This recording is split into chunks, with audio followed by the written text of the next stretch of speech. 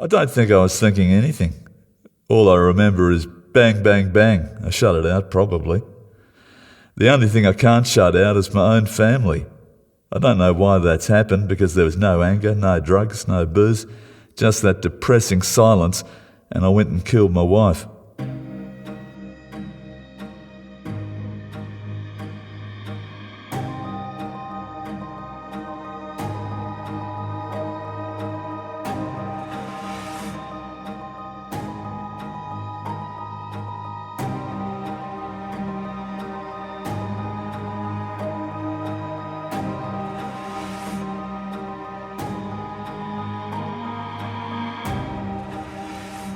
As 31-year-old Shelly Walsh drove her kids over to her parents' house on the evening of 30th of June 2008, her mind was on the shift she had ahead of her at Parks Police Station, where she worked as a senior constable. She often worked nights and her hours were irregular, so her parents sometimes looked after her children, put them to bed and got them ready for school in the morning. She was divorced, and being a single parent with such a demanding job could be stressful, so she was grateful for their help. They lived in Cowra, New South Wales, a small town 4 hours west of Sydney, Australia. It has a population of around 10,000 and was established in 1849, quickly becoming a transit route for prospectors passing through on their way to nearby goldfields, and later known for being the site of a POW camp housing Japanese and Italian soldiers during World War II. The Walshes had moved to Cowra from Sydney in 1998, and they appear to have a stable and loving family life. The family comprised 69-year-old British expat John Walsh and his 52-year-old wife Jean, their daughter Shelly, Shelly's son Kevin, who was 7, and a daughter Jamie, who was 5. Shelly was now an only child, as her brother had committed suicide in 2002 after being arrested for drink driving. When Shelly dropped Kevin and Jamie off at her parents' house, their dog ran towards them, wagging its tail. Shelly smiled, knowing that the family pet was happy to see the kids. She exchanged a few words with her parents, then headed off to work, reminding them that she'd be back around 2 p.m. the next day after finishing her shift.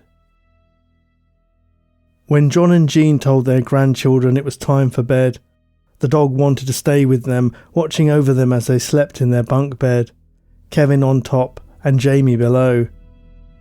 John had to encourage their enthusiastically loyal companion to leave the room so they could get a good night's rest. Shortly afterwards, John and Jean went to bed themselves. Up until this time, there had been no indication that anything was wrong in the household. To all appearances, it had been an ordinary day, and the events that were to occur overnight between 30th of June and 1st of July 2008 could never have been predicted. At some time during the night, John Walsh awoke and picked up the trusty hammer he used for DIY, which he affectionately called Fred. With no lead-up, no provocation, and apparently no reason at all, he struck his wife Jean 3 times in the back of the head with a hammer while she slept, then stabbed her with a knife. He took both weapons and placed them in the sink while he filled the bathtub with water. Next, he called out to Jamie and told her it was time to get up to use the toilet. The sleepy 5-year-old rubbed her eyes as she trustingly got out of bed and into her grandfather's arms. He picked her up and carried her to the bathroom, where he placed her into the bath and submerged her small head beneath the water until she drowned. A task which would have been monstrously easy, at least in the physical sense, for a fully grown adult, even one who was approaching 70. When Jamie fell still and silent, John lifted her lifeless body out of the bathtub and laid her on the mat, where the water trickled off her pyjamas and ran in rivulets across the floor. Her brother Kevin was next, and John was calm and coherent enough to know that his grandson would be suspicious if he saw Jamie's body in the bathroom, so he picked her up and carried her back to the bottom bunk, tucking her in carefully as if she was still alive. He then woke Kevin and used the same ruse, telling the bleary-eyed boy that it was time to use the toilet. This time, the murder took place in the bedroom. As he was returning to bed, John approached him from behind and repeatedly struck him over the head with a hammer until he fell to the floor. He then carried the blood-soaked child to the bathtub and held his head down in the water to make sure that every remaining breath of life was extinguished. He repeated the grotesque charade of placing the body back in bed, this time in the bottom bunk next to Jamie. What was going through John Walsh's mind at this time is impossible to know, but his next illogical thought, admitted later during a police interview, was that when he was arrested there would be nobody left to look after the dog, therefore he had to kill it too. With no more compunction than he showed when he killed his wife and grandchildren, he drowned the dog in the bath before wrapping the corpse in plastic and placing it neatly underneath the children's bed. At around 4 a.m, he sat down and typed a note on his laptop explaining that he was sorry, but it had to be this way and they were all better off dead. He then packed some clothes into a suitcase and went to his grandchildren's school at 9 a.m. to tell them that Kevin and Jamie wouldn't be in class today as they were sick. He then withdrew some cash from an ATM. While he was out, Shelly tried calling the house to check on the kids and make sure they had got to school. She was surprised when there was no answer, but she tried again around 11 a.m. and her dad picked up. He told her that Mum was feeling unwell and was lying down, and that Jamie and Kevin had come down with the same illness, so had stayed home from school, but he assured her that everything was fine. When Shelly arrived at around 2 p.m. after work, the first thing she noticed was her dad making a cup of tea in the kitchen. The next thing she saw was her mum lying on the bedroom floor, the room dark and the curtains closed. John explained that she had been unwell and found it more comfortable to lie on the floor. Shelly went to look in on her children and saw that they were tucked into bed together. She noticed that they looked very pale, and she asked her father what had happened, concerned that they might need a doctor. Just as she reached out to touch Jamie's forehead, she felt a tremendous blow on the back of her skull. She stumbled forward but managed to catch a glimpse of her father standing behind her with an axe. He raised the axe again as he told her, "I'm doing this because I love you. When I'm done with you lot, I'm going to Newcastle to kill your ex-husband. We're all better off this way. This is the way it has to be." John was about to swing at her again at any moment, and Shelly knew she had to fight. Through her pain and shock, she grabbed the axe and pushed her father off balance, allowing her 1 or 2 precious moments to run out of the door towards a neighbour's house, screaming for help. When the neighbour answered her desperate knock, they were speechless at the sight of Shelly bleeding heavily on the doorstep. The injured woman frantically told them to call the police and gasped, "They're all dead." An ambulance arrived to take Shelly to hospital while police searched the Walsh family home. By now, John Walsh had fled, taking his suitcase and a wad of cash with him. An extensive media campaign was immediately launched to help find him, and he was located and arrested at 7 p.m. that evening at a hotel in Hay, a town in the Riverina region of New South Wales, several hours west of Cowra. The interview Walsh gave the police was disturbing in its matter-of-fact portrayal of the events that had taken place. John Walsh freely admitted to killing his wife and grandchildren and to attacking his daughter Shelly. When asked about his motive, he calmly explained that once he had killed his wife, he realised there would be nobody to help look after Jamie and Kevin, so he killed them too. He explained that he had packed a bag because he intended to go to Newcastle to add Shelly's ex-husband to his list of victims, and claimed that once he had done so, he had intended to commit suicide. During the trial, John Walsh showed no sign of sadness or regret, and neither he nor anybody else was able to explain his actions. He had previously shown no indications of a mental illness. He had no criminal record, no financial troubles, and had been gainfully employed as an aircraft painter for most of his life. The only possible clue provided by the medical report was a recently diagnosed brain tumour, which his defence team clung to as a potential contributing factor. Justice McCallum was not convinced and sentenced Walsh to 15 years for the murder of Jean and 12 years for the attempted murder of Shelley. The judge was particularly troubled by the children's deaths, due to their vulnerability, the level of depravity, and the fact that John had been entrusted with their care, so he passed 2 life sentences for the murders of Jamie and Kevin. It was clear that Walsh had given a great deal of thought to the manner of killing his family, choosing to use Fred, the hammer, on his sleeping wife and 7-year-old Kevin, then resorting to the more deadly act for Shelley, who he knew was the most likely to put up a fight as she was a fit, active young policewoman and wide awake at the time of the attack. Walsh was transferred to the geriatric wing of Long Bay Jail, a special facility for elderly and frail prisoners. A report prepared before his transfer warned prison staff that he should be placed alone in a single cell as he presented a significant threat to other inmates. Walsh himself had made it clear that if he had to share a cell, he would kill or be killed. But on 28th of December 2016, someone made the decision to move him to a shared cell in the Kevin Waller unit with 71-year-old Frank Townsend, who was in jail for killing his ex-partner Belinda Tradd.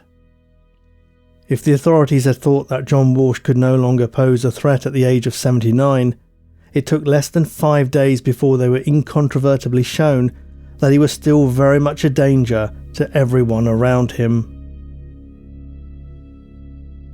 Just before 11 p.m. on 2nd of January 2017, officers patrolling the unit heard several bangs, which sounded like a heavy object being hit against something. They opened the gate to the unit and shone a flashlight into the first cell, illuminating the figure of John Walsh sitting up in his bed with his legs dangling over the edge. They asked him what was going on, but he failed to respond. His cellmate Townsend was making some unusual noises, which the officers assumed were snores, so they moved on to check the other cells in the complex. But about 30 seconds later, they heard 2 more heavy blows, which seemed to emanate from the direction they had just come. They re-entered the cell, and John Walsh stood up and turned on the light before announcing, "I think I need to get out of the cell. I think I heard him." Now that the main bulb was on, the officers could see what they had previously missed by torchlight. Frank Townsend was bleeding profusely, with several severe injuries to his skull inflicted by a Breville-branded toasted sandwich press wrapped in a pillowcase. When asked why he had done it, Walsh shrugged his shoulders and said, "I don't think I was thinking anything. All I remember is bang, bang, bang. I shut it out, probably. The only thing I can't shut out is my own family. I don't know why that's happened, because there was no anger, no drugs, no booze, just that depressing silence. And I went and killed my wife." Frank Townsend died in hospital shortly afterwards from blunt force trauma to the head, neck and face, and Walsh received another life sentence to add to his collection. John Walsh's behaviour remains a puzzle, most of all to his daughter Shelley, who survived the attack after undergoing a procedure to replace the damaged parts of her skull with titanium plates. She visited her father in jail to ask him why he killed her children and her mother. He was unable to answer, replying, "I don't know why myself." alluding only to feeling a cold rage rather than heated anger. She believes it's possible that her father had an unknown or undiagnosed mental illness, which would be easier to accept than no explanation at all. Shelly Walsh remains devastated by the loss of her family and grapples with feelings of guilt that she was unable to protect them, even though it's clear there's nothing she could have done to change the outcome. Even with her police officer instincts, she had never detected any cause for concern in the father she knew so well and entrusted with her children. She now lives in Goulburn in the New South Wales Southern Tablelands with her partner Denise. In a terrible yet fascinating coincidence, it emerged that Walsh's 65-year-old brother James had been jailed for the murder of his 21-year-old girlfriend Kirsty and their 4-year-old son Patrick the year before John massacred his family. And yes, you did hear me correctly, his 21-year-old girlfriend and their 4-year-old son. The brothers were separated by 15,000 kilometres, as James lived on the other side of the world in the south of England, but they were mysteriously bound together by having both committed atrocities against their loved ones within 12 months of each other. James, who had changed his last name from Walsh to Conan, inspired by the fictional character Conan the Barbarian, had strangled Kirsty before stabbing her 20 times with a kitchen knife. He then played with Patrick before smothering him with a pillow, then ritualistically laid out his body on the bed with boots on his feet, a torch in his hand, his toy dagger and guns nearby, and all his possessions around him. You see, James Conan had been obsessed with Viking mythology, and it was as though he was sending the child off on a journey. Criminologists and social scientists have long wrestled with the hitherto unanswered nature versus nurture debate about whether someone can be born with a criminal predisposition or whether their life situation as a child has more of an effect on their development than their genetics. As we know little of James and John's early lives, it's not possible to say, but something must have been very wrong indeed to lead both brothers to become killers. John's unusual choice of weapon to attack cellmate Frank Townsend has ensured that his crimes are remembered. The term breveling has become prison slang in Australia for attacking fellow inmates with an eponymously named toasted sandwich press wrapped inside a pillowcase, which is the unexpected choice of weapon for many New South Wales felons. It would seem that the toasting device is far easier to obtain than knives or guns while behind bars, and some prison officers are calling for them to be banned completely inside judicial facilities. Any such imminent changes to prison rules will no doubt be witnessed by John Walsh, as his additional life sentence has made certain that he will end his life behind bars. Thank you for listening to this episode of Prash's Murder Map. There are several ways you can support the show if you're able to. The podcast is 100% independent and is researched, written and produced by myself and my wife, so any help is greatly appreciated. Please subscribe and leave me a review wherever you get your podcasts. Or you can support me on Patreon, make a one-off donation via PayPal, or buy me a coffee at ko-fi.com. You can find all the links in the show notes. For news about my books and free true crime blog posts, check out my website www.prashganandran.com. I really appreciate your support, and I'll see you again soon.